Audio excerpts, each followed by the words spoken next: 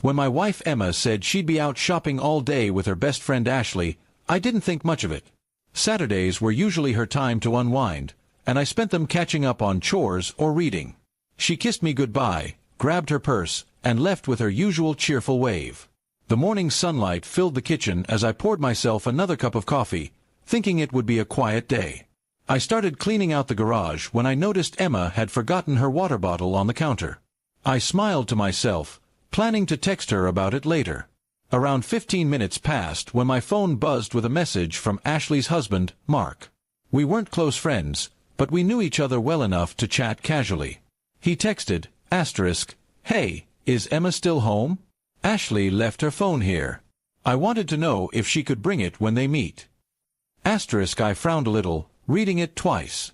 "Wait," I replied, "Emma left to meet Ashley about 12 minutes ago."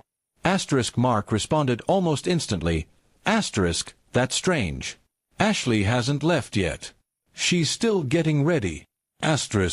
For a moment, my heart sank, not from suspicion but confusion. Maybe plans had changed. Maybe Emma had stopped somewhere first. I didn't want to overthink, but something about the timing felt odd. I decided to text Emma, just to check in. "Hey, did you forget your water bottle? Also, Mark says Ashley's still home. Everything okay?" No reply. Minutes ticked by.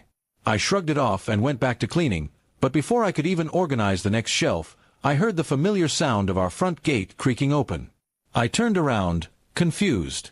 Emma's car pulled up the driveway. She stepped out, holding a small grocery bag, smiling like nothing was unusual. "You're back early," I said, trying to sound casual.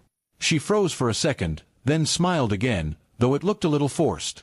"Yeah, I just realized I left something," she said, placing the bag on the table.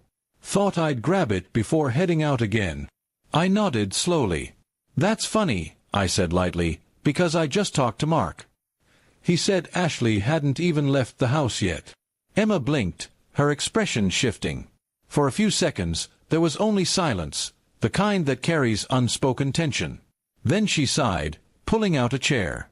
"Okay," she said quietly. "You're right. I wasn't going shopping yet. I just needed a moment." I frowned, not understanding. "A moment for what?" She hesitated before answering. "Lately, I've been feeling overwhelmed. Work, family, everything. When I told you I'd be out shopping, I really just wanted a quiet drive, some time to think." Her voice trembled slightly. "I didn't want you to worry, so I said I'd be with Ashley." I felt my chest relax a little. Her honesty caught me off guard. "You could have just said you needed space," I replied gently. "You don't have to pretend to be somewhere else." She nodded, her eyes soft. "I know. It was silly. But I thought if I said I needed time alone, you might think something was wrong between us." I sat beside her.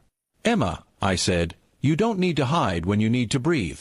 Everyone needs that sometimes, even from the people they love." She smiled weakly, tears forming at the corners of her eyes. I guess I didn't realize how much I was holding in. We spent the rest of the morning talking, really talking, something we hadn't done in weeks.